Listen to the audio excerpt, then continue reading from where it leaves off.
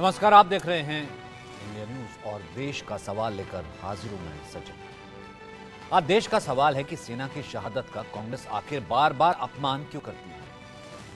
आतंकी चीख के कह रहे हैं कि वो बाकायदा उन्होंने हमला किया है, लेकिन सैनिकों के साथ खड़े होने की बजाय वो आतंकियों का साथ देते हैं।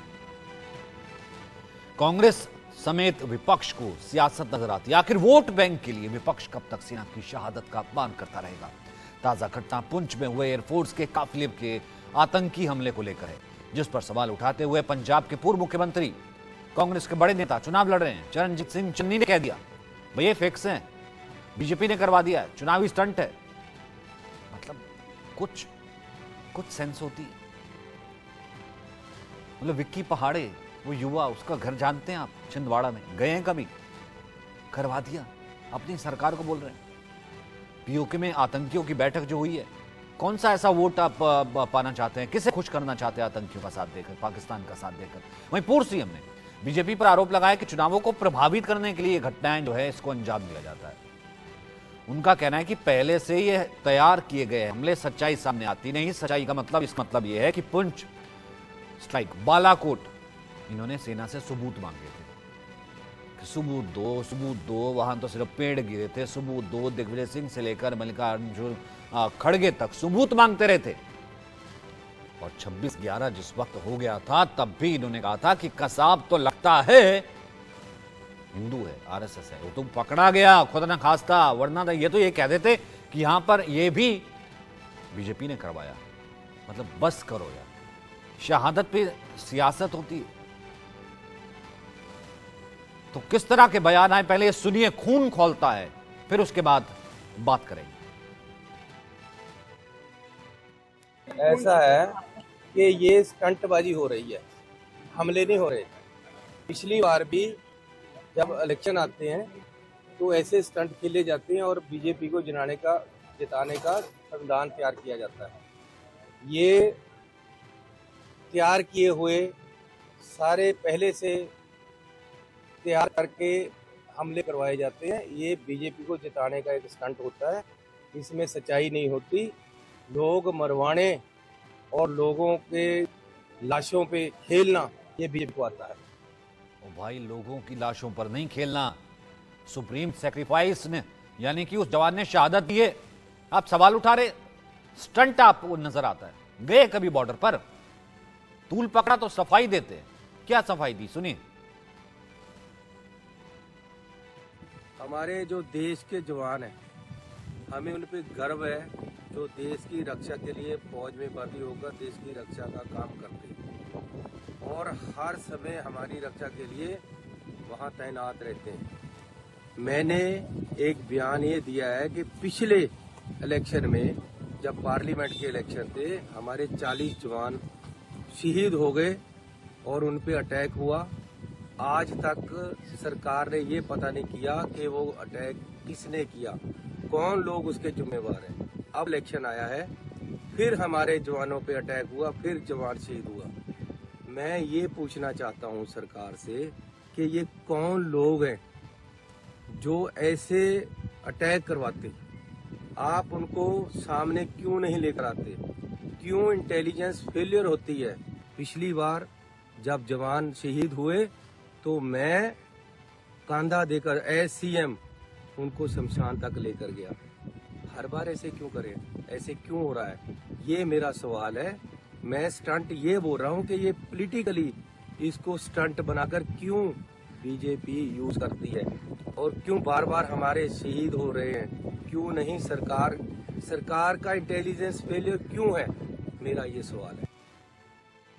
दुर्भाग्यपूर्ण है कि कांग्रेस इतनी अच्छी राजनीति करती है। राष्ट्रीय सुरक्षा को लेकर भी कांग्रेस गंभीर नहीं है और ये भी दिखता है कि कांग्रेस, जिसके राज्य में हजारों किलोमीटर भूमि एक्साइचिन एरिया में लद्दाख के ऊपर भी चलेगी, जो चीन ने कब्जा कर लिया, पाक अधिकृत कश्मीर बन गया, कच्चा थीवू आइलैंड दे दिया और अब हमारी सेना को कमजोर करने के लिए कहते हैं परमाणु हथियारों को नष्ट कर देना चाहिए और अब उसके बाद एक और घटिया बयान दे दिया।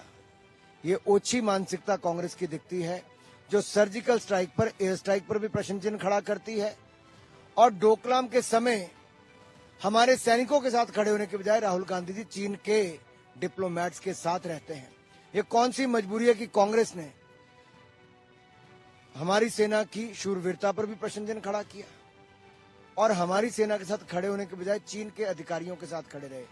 कांग्रेस को देश को जवाब देना चाहिए और कितना गिरेगी कांग्रेस राजनीति के लिए। कांग्रेस के नेता इतने गिर चुके हैं, इनके लिए पाकिस्तान, इनके लिए विदेश पहले है। पुलवामा अटैक में भी इन्होंने इस प्रकार के सवाल खड़े किए थे, जबकि पाकिस्तान खुद मानता है, पाकिस्तान की संसद में ये बातें हो चुकी हैं कि भारत ने हम पर अटैक किया है, हमने ये वहां पर किया है। तो इस सभी बातों को लेकर के इन्होंने खालिस्तान के कहने पर चन्नी ने प्रधानमंत्री की सुरक्षा में भी सेंध लगाई थी जब वहां पर पंजाब में प्रधानमंत्री जी गए थे। ये विदेशों के इशारे पर काम करते हैं और सेना के प्रति इनका कोई मोह नहीं है। शहीदों के बलिदानों पर क्वेश्चन मार्क लगाते हैं। इतनी चंद वोट बैंक के कारण से ये इतना गिर गए हैं कांग्रेस कि अब इनकी जो औकात है वो लोगों को पता चल गई है।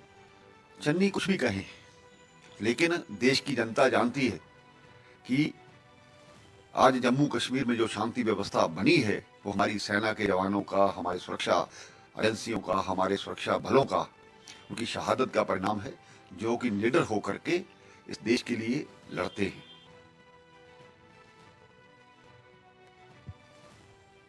हर शहीदों के परिवार वाले कहते हैं कि चन्नी साहब को माफी मांगनी चाहिए। भैया जी, मैं उनके खिलाफ कुछ नहीं बोला, ना ही कोई बात हुई है। बात को तोड़ मरोड़ कर इधर उधर मत करो। मैं सरकार को कहता हूं कि तू इधर उधर की बात मत कर, बता कि काफिला लुटा क्यों। मुझे राहजनों से गरज नहीं, तेरी रहबरी पे सवाल है। सवाल ये है कि हमारे फौजियों पे अटैक क्यों होता है, उनको क्यों पहले से इंटेलिजेंस कवर नहीं करती। और मैं आज भी ये कहता हूं कि इस पे राजनीति ना हो, ना ही मैं करना चाहता हूं। धन्यवाद। अगर देश की सुरक्षा पर इन लोग की यही स्थिति है तो क्या बोले हम। मोदी जी की सरकार है, आतंकवादियों के खिलाफ इस तरह से खड़ी रहती है, लेकिन क्या ये लोग आतंकवादियों के पक्ष में बोल रहे हैं। याद करिए क्या कहा था राहुल गांधी ने, उरी के बाद सबूत दीजिए, बालाकोट के पास सबूत दीजिए। क्या कहा था राहुल गांधी ने कि शहादत पर ये लोग राजनीति करते हैं। याद है ना आपको। वही बात तेजस्वी बोल रहे हैं। ये लोग आतंकवादियों के साथ समझौता करते हैं, पीएफआई के खिलाफ कार्रवाई नहीं करते क्योंकि उनको वोट बैंक चाहिए। इतने हताश हो गए, कृपया करके जवान शहीद होते हैं, जिसने किया है उसके खिलाफ कार्रवाई होगी, वो खत्म होगा।